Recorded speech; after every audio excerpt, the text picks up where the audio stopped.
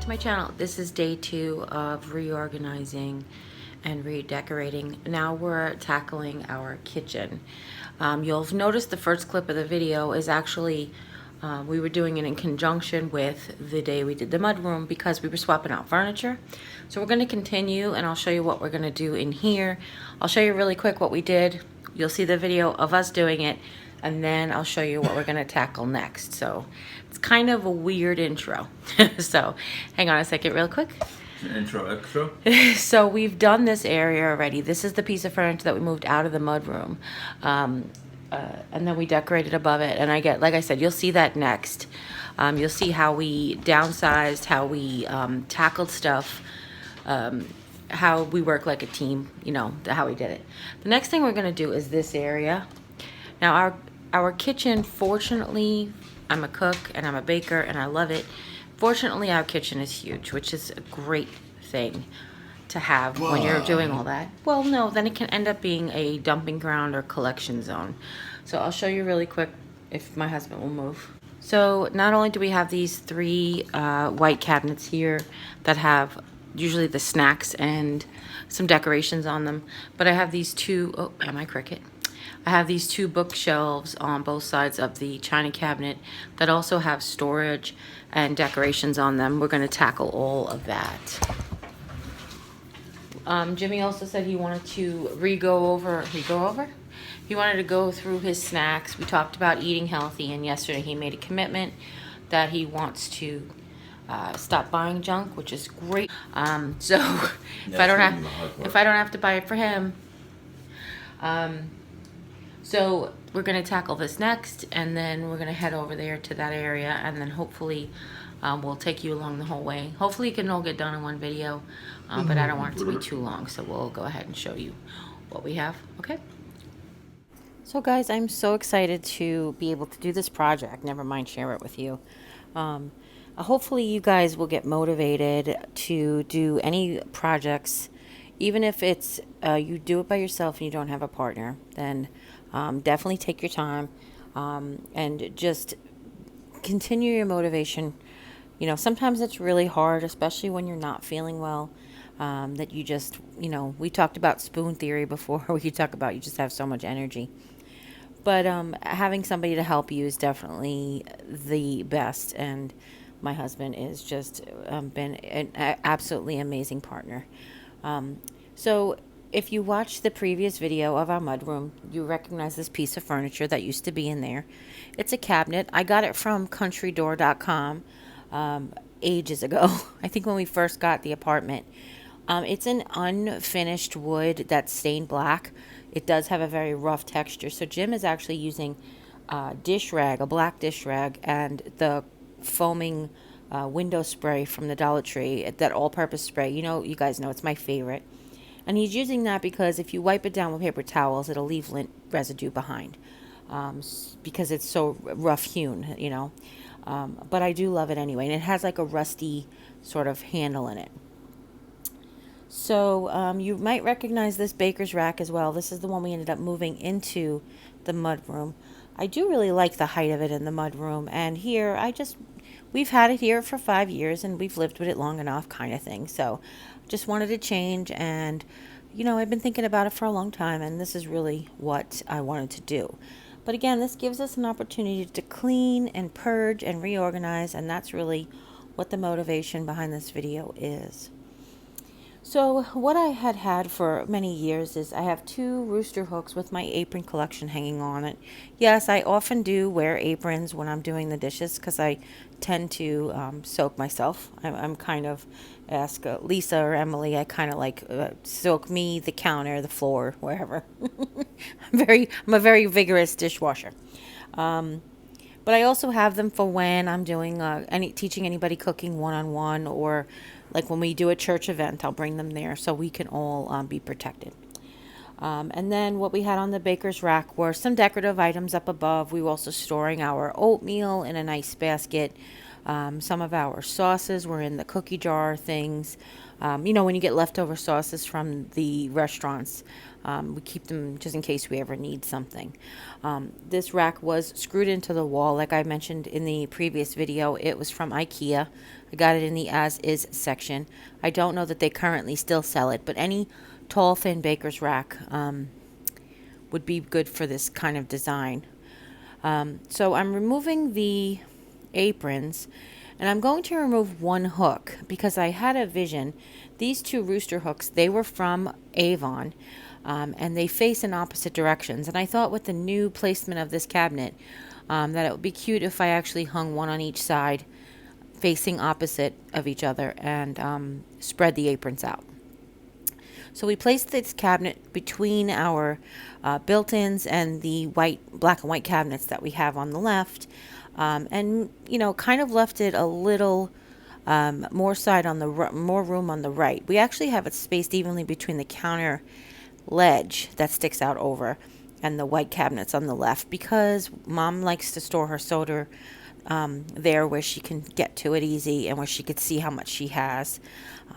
So it may not be my favorite, but I don't live here by myself.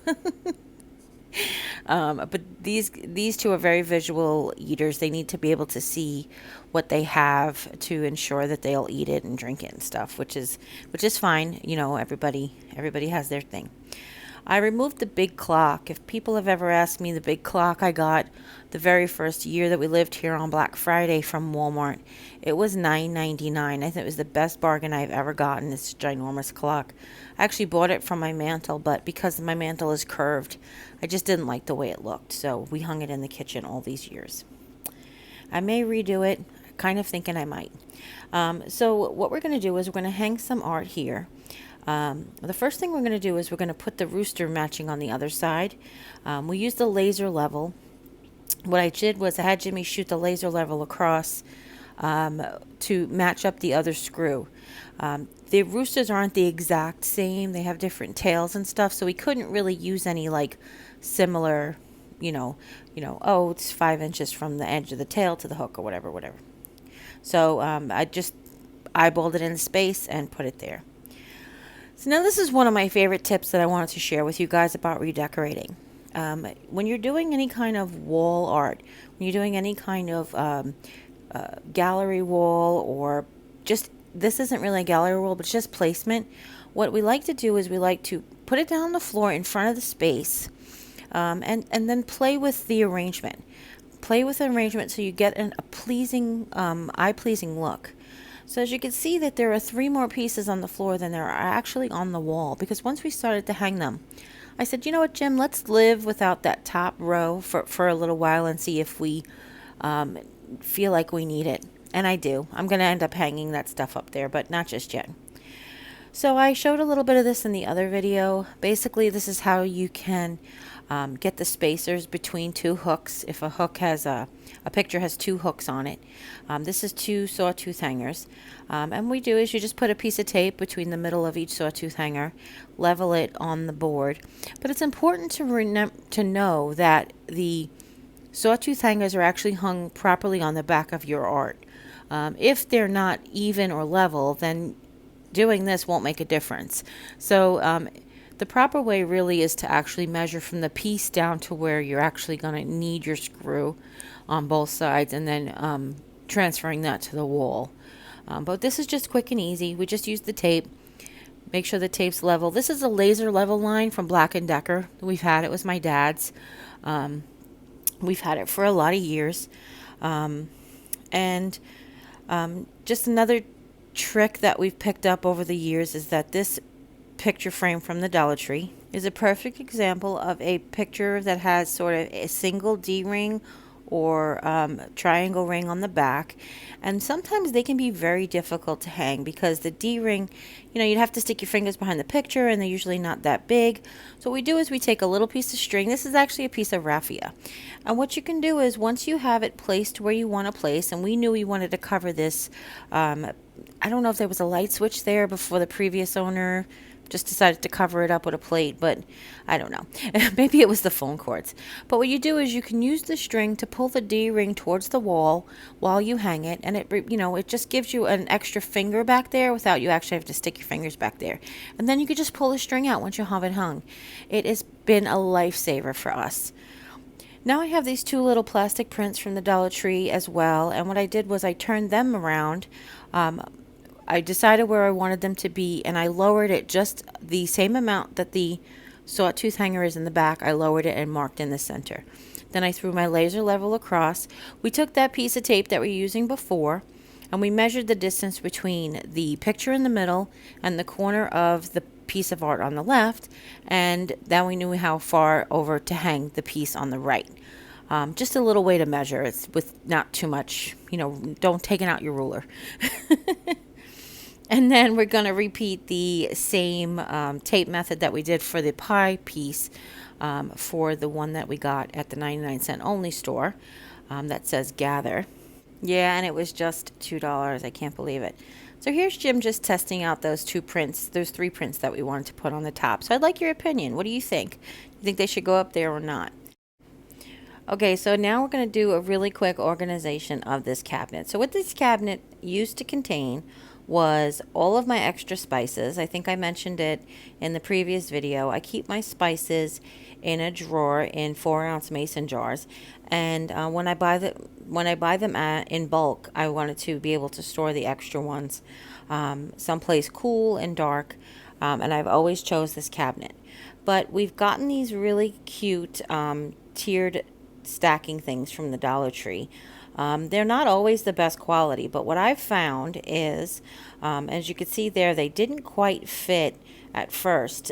So what I told Jimmy to do was to bend the legs in, because they kind of want to splay out. And the other thing to do, my favorite recommendation, is to pull off the feet off the back, and it kind of helps correct that really steep angle that sometimes they can find themselves to be in. Okay? So as you can see now, they fit perfect. And then what we're doing is we're just taking those spices and we're organizing them just as the way that these racks were meant to be. But he's actually putting the big bulk container ones. So they kind of, we kind of have quite a few in tubs, sort of like quarter-pound or half-pound tubs like you would get at the deli. On the left, and then I suggested to him to put them in the middle. So you see he moved the whole rack over.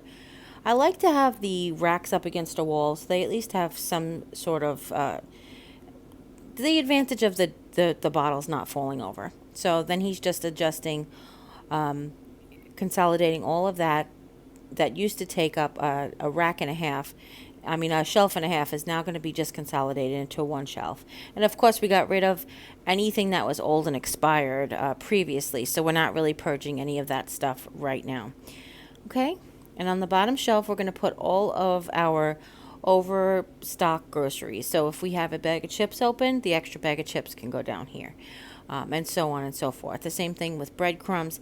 Anything that we like to buy to stock up on a little bit when it's a little extra. Okay?